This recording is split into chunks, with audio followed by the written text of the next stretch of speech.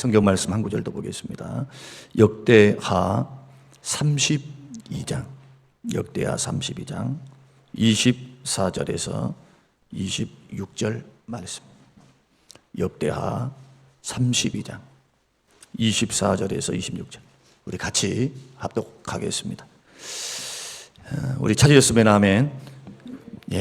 역대하 32장입니다. 같이 다 찾으셔야 됩니다. 같이 읽겠습니다. 그때에 히스기야가 병들어 죽게 되었으므로 여호와께 기도하며 여호와께서 그에게 대답하시고 또 이적을 보이셨으나 히스기야가 마음이 교만하여 그 받은 은혜를 보답하지 아니하므로 진노가 그와 유다 예루살렘에 내리게 되었더니 히스기야가 마음의 교만함을 뉘우치고 예루살렘 주민들도 그와 같이 하였으므로 여호와의 진노가 히스기야 생전에는 그들에게 내리지 아니하니라. 아멘. 아멘. 오늘 본문의 말씀을 통해서 은혜를 기억하며 겸손하게 삽시다 라는 제목의 말씀으로 우리 함께 말씀을 나누겠습니다.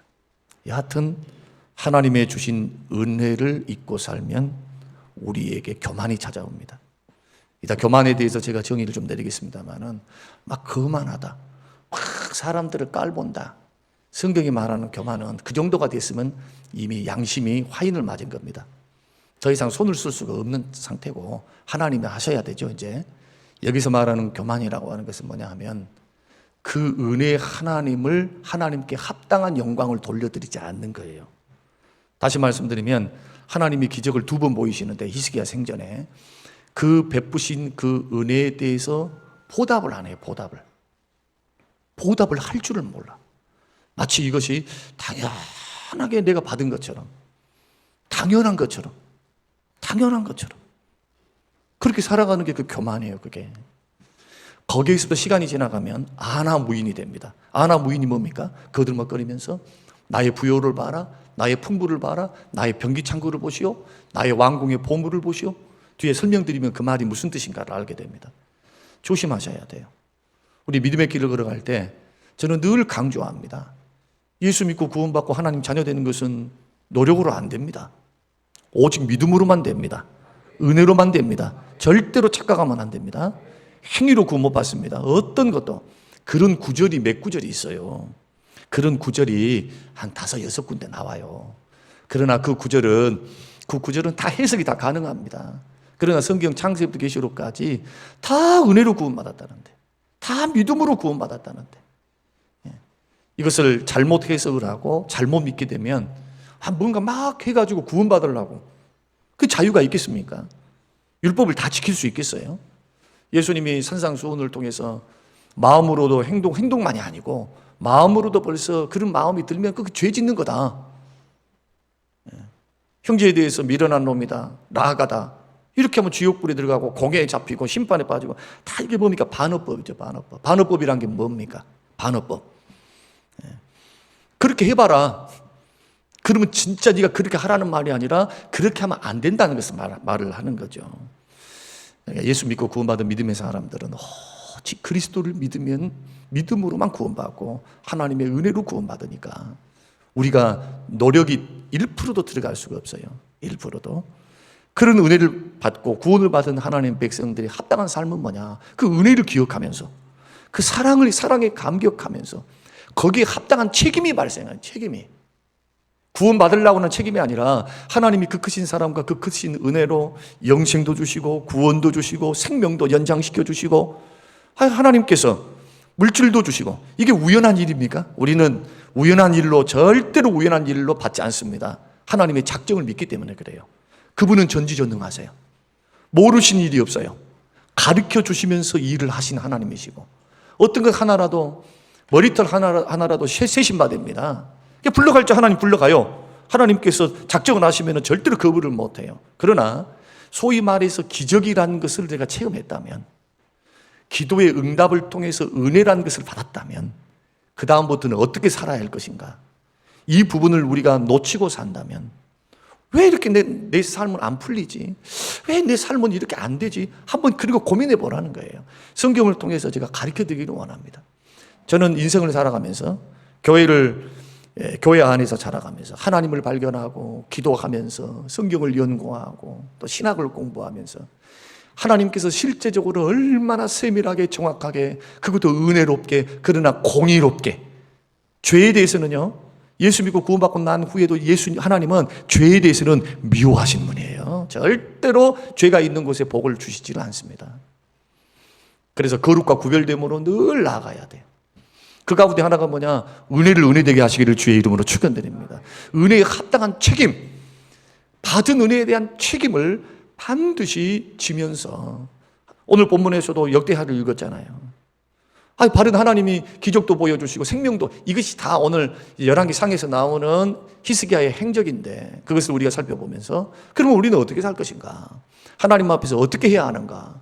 순간순간 주어지는 환경 속에서 주의 부르심이 있잖아요. 지금 여러분이 새끼 밥 먹고 살지만은 교회를 통해서 하나님이 말씀하신단 말이에요. 말씀.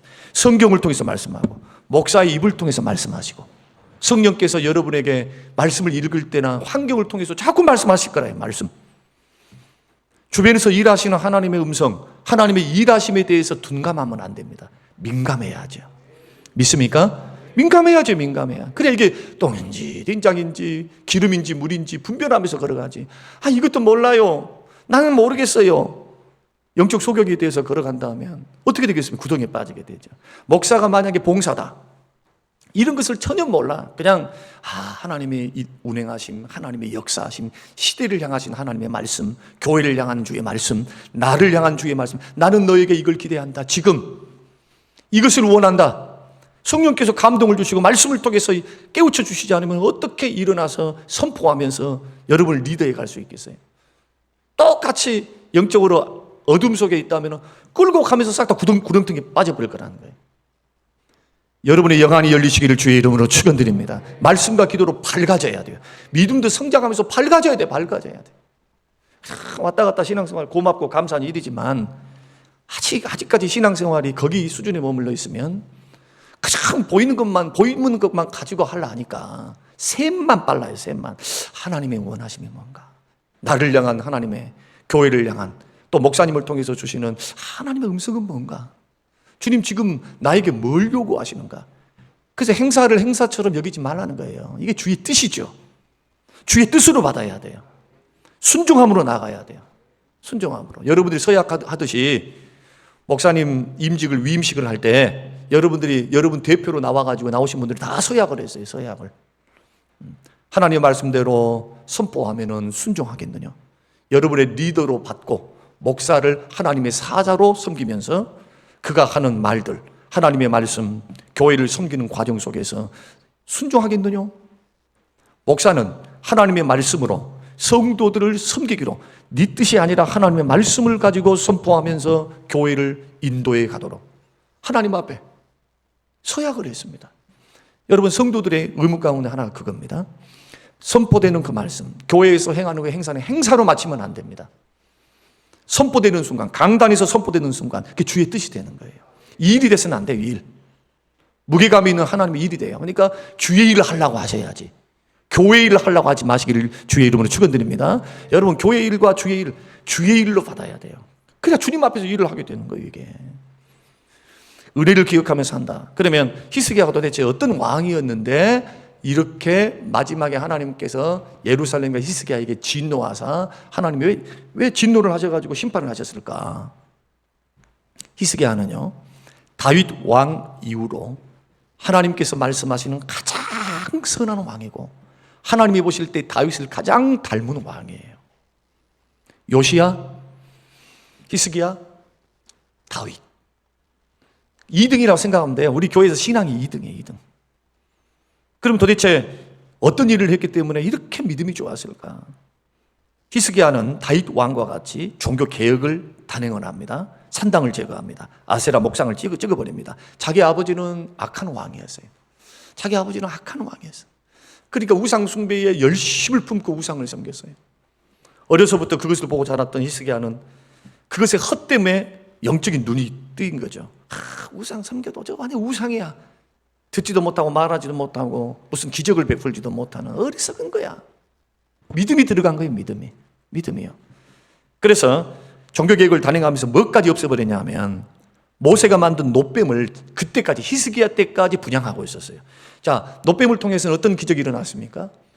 뱀에 물렸는데 다 죽어갔습니다. 사람이 다 죽어갔어. 다 죽어가는데 그 놋뱀을 딱 쳐다보니까 광야에 있던 사람들이 거짓말같이 모세가 말을 했던, 하나님이 말씀하셨던 그 놋뱀을 쳐다보니까 병이 나는 거예요. 병이. 열병이, 독이 제거되고 열병이 나는 거예요. 열병이. 얼마나 놀랍습니까? 그러니까 거기에 무슨 신비한 힘이 있는 것처럼 거기를 또 분양을 하는 거예요. 하나님 섬기듯이. 우상숭배죠. 우상숭배. 그래서 쳐부숴버린 거예요. 녹여버린 거예요. 없애버린 거예요. 철저히 우상. 자기들 안에 있는, 나라 안에 있는 모든 우상을 철폐하고 성전 중심으로, 예배 중심으로 하나님을 섬기기 시작합니다. 그렇게 했던 이유는 두 가지예요. 첫째로 히스기야 하나님을 의지했기 때문입니다. 그러니까 하나님을 의지하니까 하나님께서 원하신 것이 무엇인가가 늘 그 마음속에 있는 거예요. 그러니까 교회 생활을 해도 하나님이 뭘 원하실까? 이 일을 위한 하나님의 뜻은 뭘까? 이 일을 어떻게 하면 잘할까라는 연구는 두 번째. 이걸 해야 되느냐 말아야 되느냐 하는 것도 두 번째. 하나님이 원하심이 뭘까? 이게 과연 우리가 원함이냐 주님이 기뻐하는 일인가? 적어도 늘 마음속에 주를 계산함으로 이게 정말 주의 일 맞나? 주가 원하심이 맞나? 이 마음이 있으니까 하나님이 기뻐하는 자리로 가게 되는 겁니다. 그러나 우리가 공동체가 모여서 야, 성도들이 뭐가 좋아하지? 성도들이 뭘 원해? 자꾸 이런 길로 걸어가면요, 이런 길이 나쁘다는 것은 아닙니다. 그러나 하나님 말씀에 저촉된 길로 걸어가면서 우리끼리 걸어가면 이거 전통이라 그래요. 전통. 자, 하나님이 원하지 않는데, 하나님이 뜻이 않는데, 야, 우리가 보니까 이렇게 그림을 그려가지고 벽화를 그려놓으면 글자도 모르는 사람이 있으니까 그림을 보면 예수님 더 좋아할 거야. 성경 교육이 되지 않겠는가? 이게 카톨릭이 주장했던 겁니다. 성상을 세워놓으면 글자도 잘 모르니까 사람들이 종교심을 좀 갖게 하자. 그러니까 보세요. 예수님이 노란색 얼굴입니까? 예수님이 아니면 말랐습니까? 뚱뚱하십니까? 키가 큽니까? 적으십니까? 맨날 해놓은 거 보면 빼짝 마른 데다가 부활하신 주님의 모습은 없잖아요. 성경의 한 단면만 본단 말이에요. 단면만. 하나를 너무나 과대평가를 해버려요. 부활의 주님을 가지고 주일날 기쁨과 감사함으로 사는 어떤 부활의 영광의 감사함과 기쁨으로 십자가를 지고 이기사 부활하시고 승천하셨잖아요. 승리하는 주의 백성들로서 감사 찬양하며 살아가야 되는데 엄숙하니까 거기에는 무슨 종교심이 있어가지고 무슨 막 뭐가 있는 것 같지만 이것은 성경이 말씀하고 있는 단면이지 이것이 전체를 포괄할 수 없으니까 우상 만들지 말라는 거예요. 왜? 왜곡시킬 수가 있어요. 하나를 너무 절대화시킬 수가 있다. 자, 이런 부분에서 히스기야는 모세가 명령한 하나님 말씀에 순종합니다. 그래서 종교개혁을 단행할 때 신명기 12장의 말씀을 기초로 합니다. 우상 섬기지 마라. 우상 두지도 말아라. 우상 섬기면 나 복 다 거둬간다. 쇄신 운동을 펼치니까 하나님 어떻게 하시느냐? 히스기야가 왕으로 살 때 형통케 하세요. 다윗에게 형통을 주셨던 것처럼, 자, 여러분들이 성경을 열왕기 상하를 읽어보면 하나님의 형통함을 받았다. 솔로몬하고 다윗하고 여기서 나오는 누굽니까? 히스기야, 요시야, 요아스. 이 사람들을 빼놓고 이런 분들을 빼놓고 나머지는 다 괴로움을 당해요. 하나님께서 구원해 주셔도 그냥 겨우 구원해 주시고 하나님께서 주변에 있는 사람에게 조공을 맞춰서 살게 하고 눌려서 살게 하지. 히스기야는 강대국이 버티고 있는데도 불구하고 하나님이 어떤 역사를 하시느냐. 형통의 복을 주셨을 때 위기가 닥칩니다. 시간이 흘러서 북이스라엘의 아수르가 이제 이 사네립이 18만 5천 명 대군을 이끌고 남유다를 공격해 옵니다. 18만 대군입니다. 그리고 어디를 포위하느냐? 예루살렘을 포위해요. 지금 사마리아부터 시작해 싹 다 점령하고 내려왔어요. 싹 다. 무방비 상태가 아니라 싸워봤자요. 안 돼. 북이스라엘은 이미 점령을 당해버렸거든요. 북이스라엘은 이미 아수르가 점령을 해버렸어요. 그러니까 저 위쪽은 이미 싹 다 사마리아까지 싹 다 점령을 당해버려가지고 이제 남은 거 쳐들어오니까 예루살렘밖에 없어요. 예루살렘과 밑에 있는 조그만 성들밖에 없는데 예루살렘이 넘어지면 다 넘어지는 거죠. 그런데 협박 편지를 보냅니다. 사네립이. 협박 편지도 하나님을 모욕하고 너희 신이 너희들을 구원해 줄 수 있겠냐? 못한다. 우리의 신에게서 구원해낼 신이 없다. 우리는 다 정복했어. 정말 그랬거든요. 대제국을 이루었거든요. 그들의 신들이 우리를 못 이기더라. 하물며 조그만한 너희들의 신이 북이스라엘 이미 멸망당해서 예루살렘에 여호와가 있다며 그런데 여호와 그 신이 우리 신을 이길 수 있겠는가? 항복하라는 거예요. 항복. 그러니까 뭘 바치느냐 하면 조공을 바쳐요. 금도 바치고 못도 바치고 이걸 바치니까 필요 없다는 거예요. 무조건 항복하라는 거예요. 저 북이스라엘처럼. 그러니까 히스기야가 이 편지를 들고 성전에 들어가요. 성전에 들어가 딱 펼쳐놓고 뭐라고 말하느냐. 하나님 이것 좀 보십시오. 이것 좀 보세요.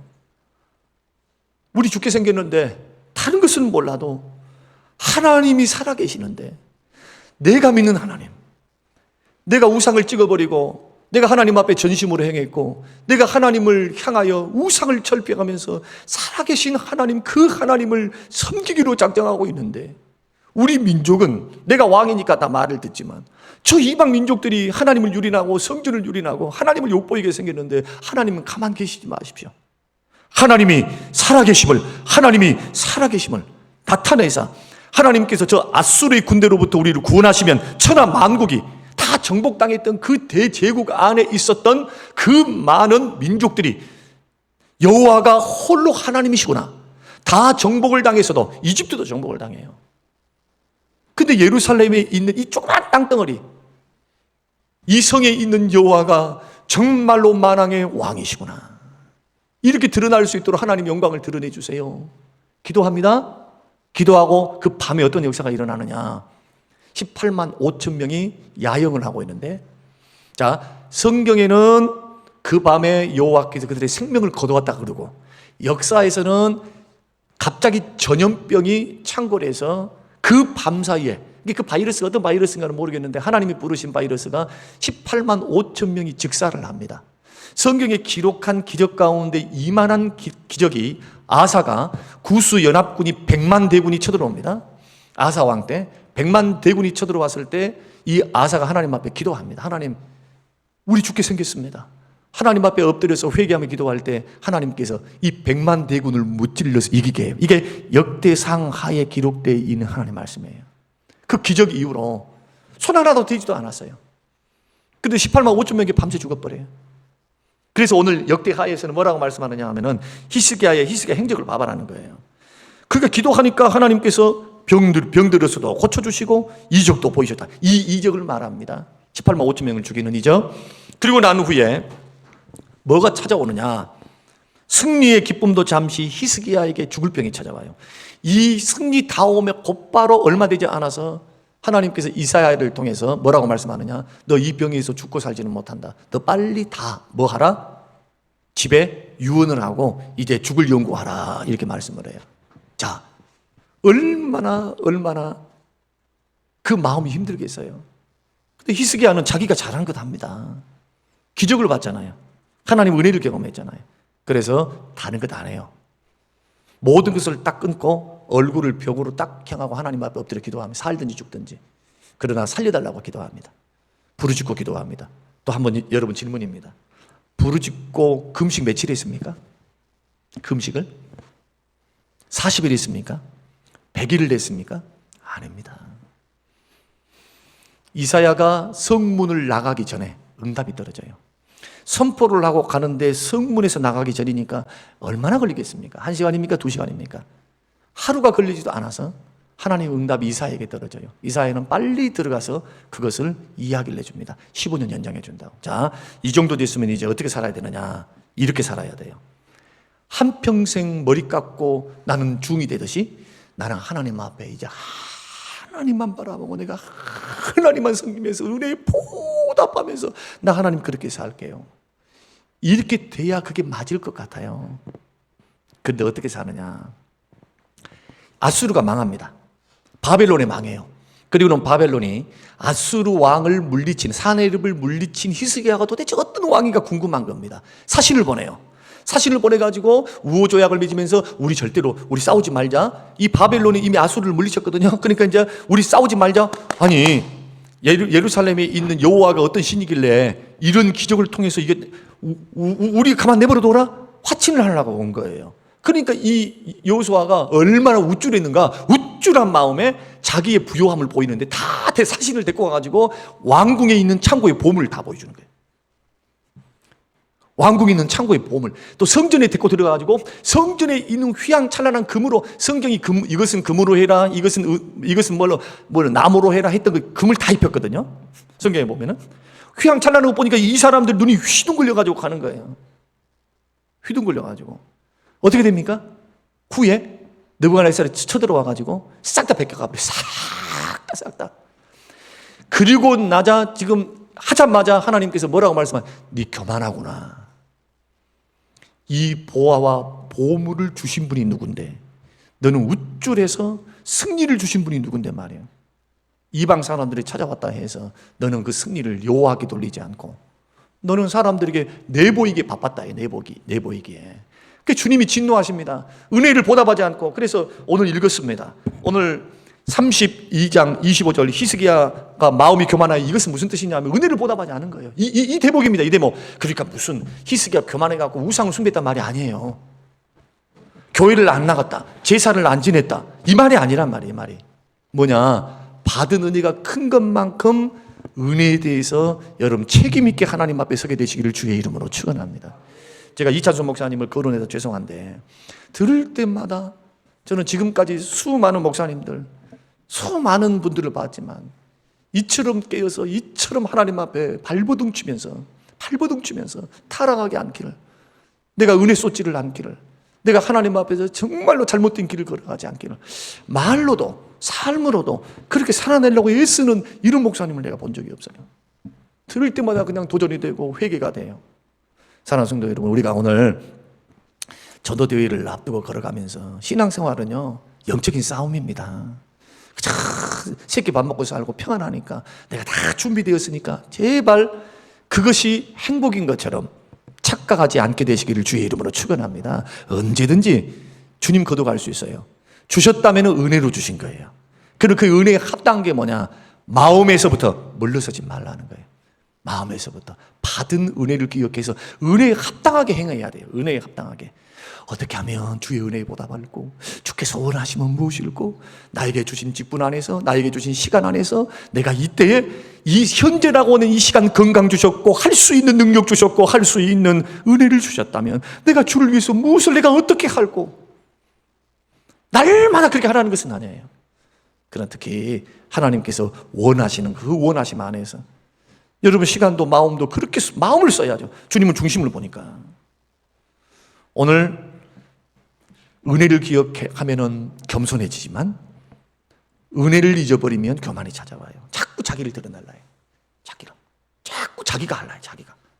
자기도 모르는 사이에 자기 이름을 드러내려. 자기는 하려는 건 아니겠죠.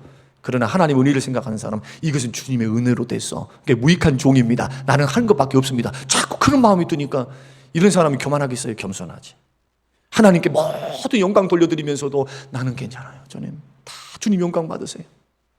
신앙 변질되지 마시고, 지금 은혜 받고 잘하고 있습니까? 잘하고 계신다면 끝까지 잘하시기 바랍니다.